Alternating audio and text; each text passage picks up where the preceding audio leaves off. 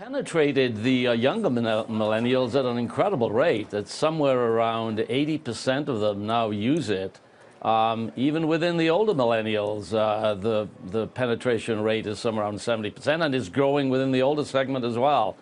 So it's going to be interesting to see what happens as we go forward in time here, especially as these millennials age into the next segment, which is beginning to happen.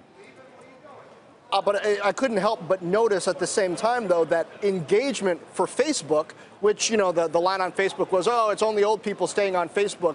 Not only are 95% of millennials on it, but engagement is much higher than you see on some of these other apps.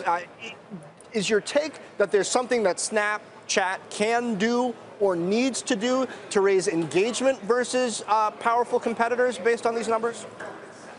Well, they are in a challenging situation with Facebook, who seems to be copying some of the more popular features of Snapchat.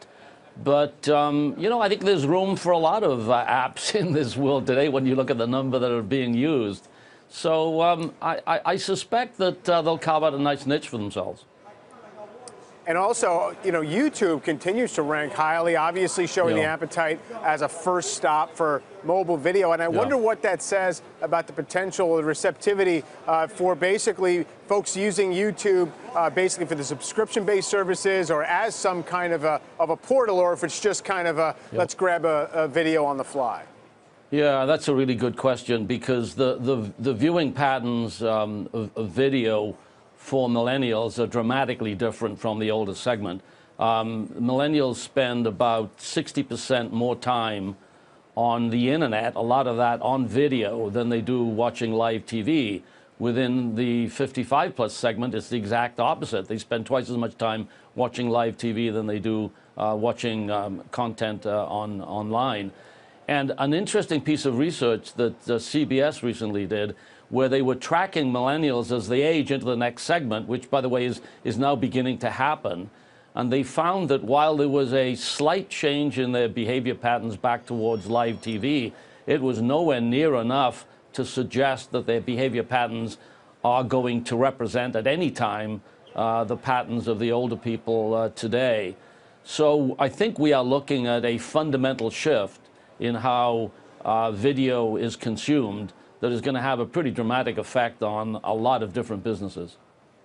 Jan, I wonder if you can drill down on that just a bit. We're talking about video, which I think everybody understands, but when it comes to live video, right? Periscope, Facebook Live, they came about, they evolved with a lot of promise, but some people don't believe that even millennials have the patience to sit and wait to see what's going to happen if they're not promised it in advance. Are there numbers to back that up?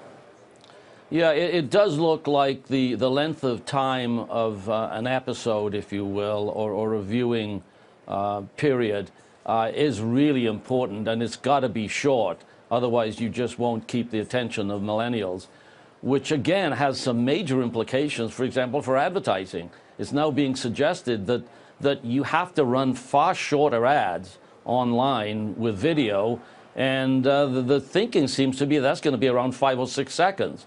And if that's in fact the case, the design of these ads is going to have to change pretty dramatically, because you're going to have to make your case literally in a matter of seconds and make sure that you grab somebody's attention. Hey there, thanks for checking out CNBC on YouTube. Be sure to subscribe to stay up to date on all of the day's biggest stories. You can also click on any of the videos around me to watch the latest from CNBC. Thanks for watching.